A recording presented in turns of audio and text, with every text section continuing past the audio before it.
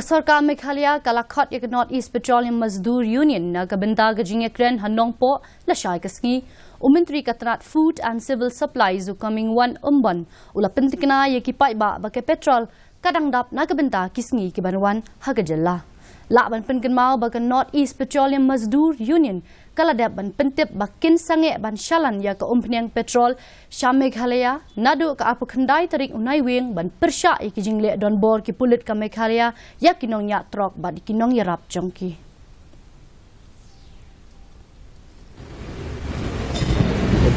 I request all the people of the state not to panic because as of now, these petrol retailers, they have to stop.